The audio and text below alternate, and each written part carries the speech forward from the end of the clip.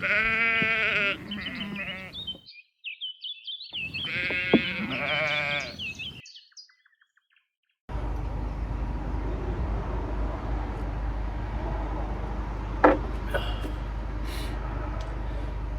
viewers, how you going?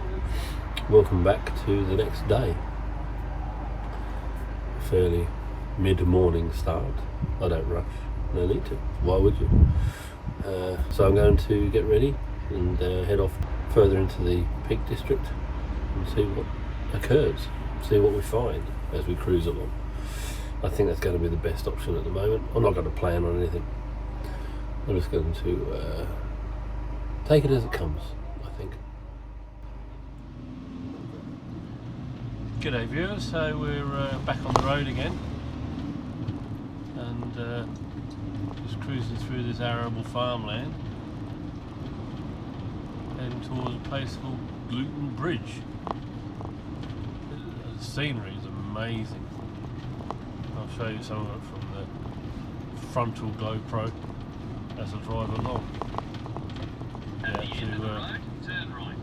Take in all the wonderful views of the dry stone walls that they have up here. Oh, here comes Posty on late delivery.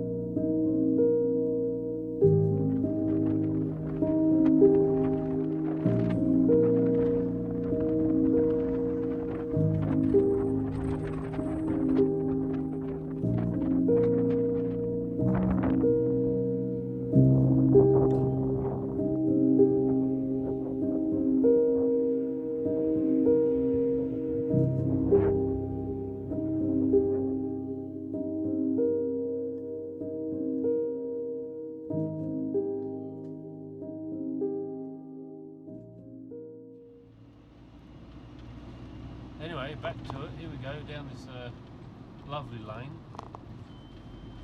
on our way to somewhere. And that somewhere is going to be Peak Cavern, or the Devil's Arse, in a little town in the middle of the Peak District called Castleton. This road I'm going down now at the moment is called Winnett's Pass. As you can see, well, there's people walking down and that cyclist that's coming up. There's a 20% gradient on this road, so no trucks over 7.5 tonne or coaches. Only local buses are allowed down here, and due to the gradient my brakes are getting hot and smelly. I'm down in a lower gear, but it's still quite steep, and stopping is problematic, shall we say. So I'm going to continue on for a moment, and once I get down the bottom I'll give my van a rest, let the brakes cool off, and then go find the car park for the Peak Cavern and have a spot of lunch.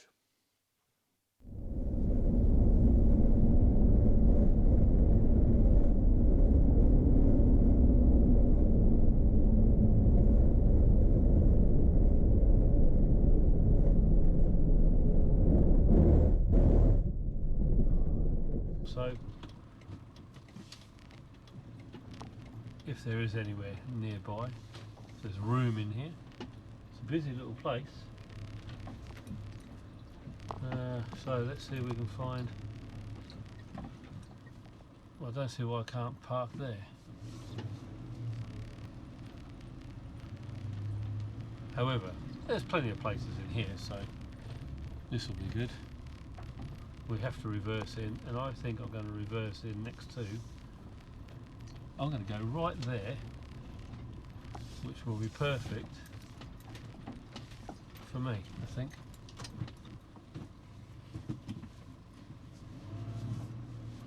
Oops. Okay, up.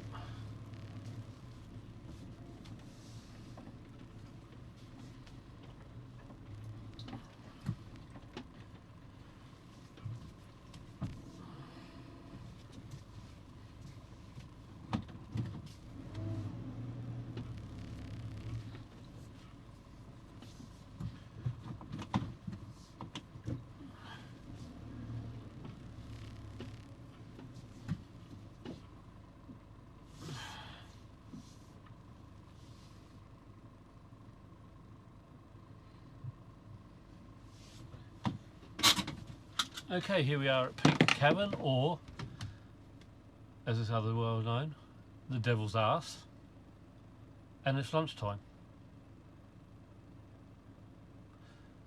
So I'm going to have some lunch.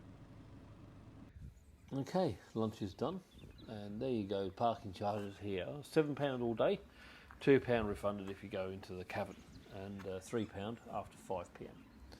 And they also do concerts here, which must have been interesting. Must be good acoustics in there. So let's go and have a look, see what we're in for. And if we take a look over here, that is Perveril Castle, which is above Peak Cavern, and it's an old ruined Norman fort. So we wander through here down this resident only place. There's people live in those houses over there, obviously. So we can walk down here, and that's where we're going to go to, down to that gate. It's worth remembering or noting that on that sign there, it did state that there's no toilets at the cavern or the Devil's Arse. So apparently there's some nearby. I didn't go look, but it's the visitor centre, apparently, if you need to go to the loo. So we wander down here, and I think we go through this gate. And that sign says, yeah, the Devil's Arse this way. So we'll go through there, and then turn right and walk up to where we need to be.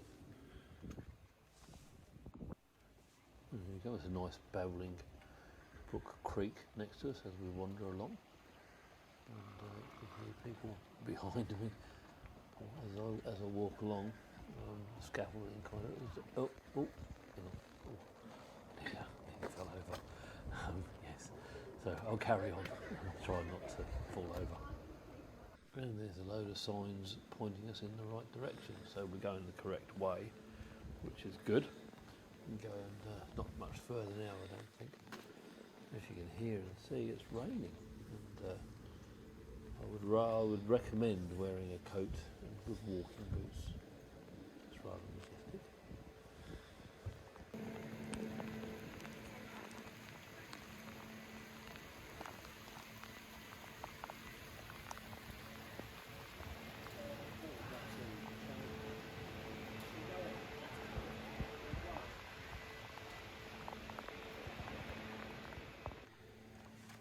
As we wander around, we are greeted by Peak Cavern, the Devil's Arse. Welcome, the largest cave opening in the UK.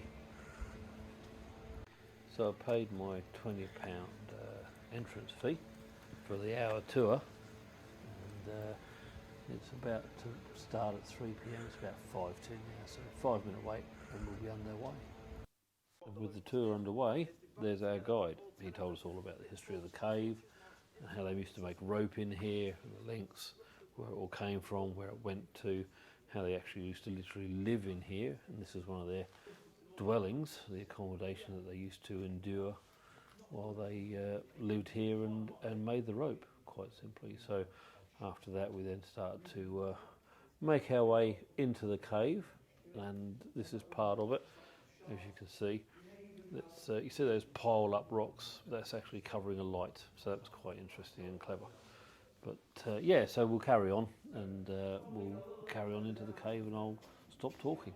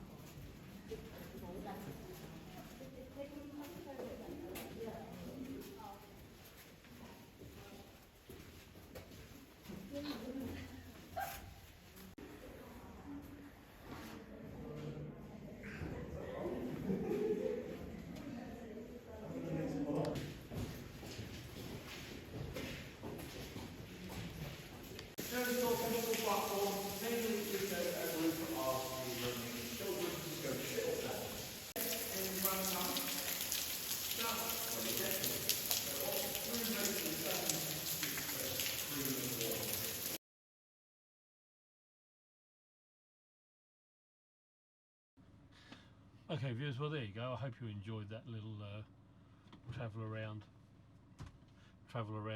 the devil's arse.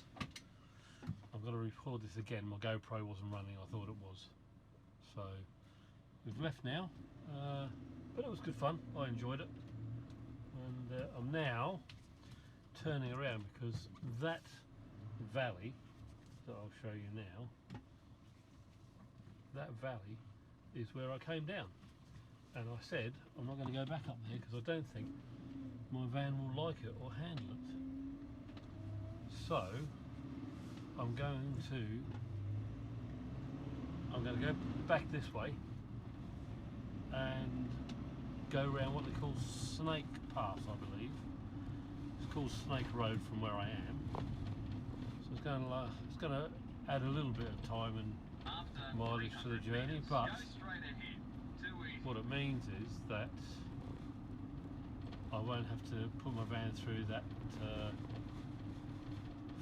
hill, through that valley. And I think it will appreciate me not doing that. So yeah, I'm going to go back past where the cavern was and make our way out to past a town called Hope and off to the Snake Road. Second exit, then bear right.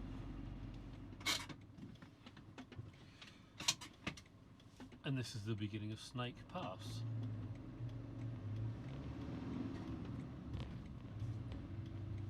And the Derwent Valley.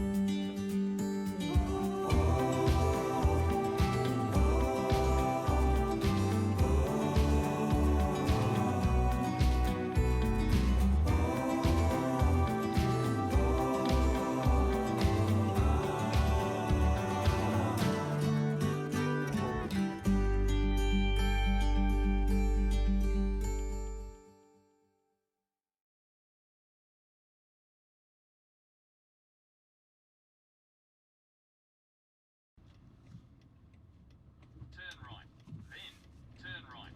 Hello viewers.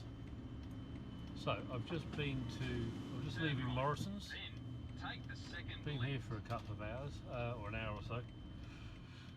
Got me gas, 79.7 pence a litre, which was rather good, and I'm happy with that. 11 litres I put in, just over £8.88, so that was fine. Popped into the shops, thought just get something for dinner tonight. £111 later. So I mean, I did get some stuff for the van. You know, I got a couple of frying pans, collapsible colander, you know, a few other bits and pieces that you need. Scissors, can opener. To be honest, I didn't really have a lot of stuff on the van, so I needed to get something. So I managed to get that at Morrison's. So now I'm going to cruise on. It says I'm about 2 hours away from where I'd like to be tonight. So with that in mind, I think what I'm going to do is, it's getting late now, it's 7:30 in the evening. Still light, nice and sunny, so lovely. I'm just going to Turn right. probably go for an hour, find somewhere to park up, and then I think that time it will be, I'll get some dinner, because time's marching on, as I say. I'm getting hungry, and you know, by the time I park, time I've got and eaten that, you know, it'll be about 9:30. So with that in mind, that's what I'm going to do. So carry on with me, I'll cruise on, and I'll see you when I get parked up.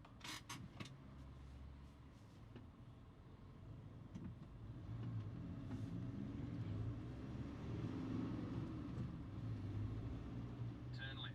Then turn right. G'day viewers, so I'm here, I've found parking for the night. Use the Park for Night app again, it's come through.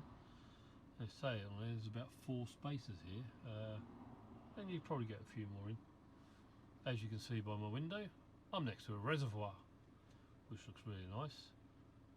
But let me get out and show you the surroundings before I retire. So here I am, viewers. It's a bit chilly out here, but look at that. Now that's a view. That's the M62 you can see over there, and that is the reservoir. So this will be nice for tonight.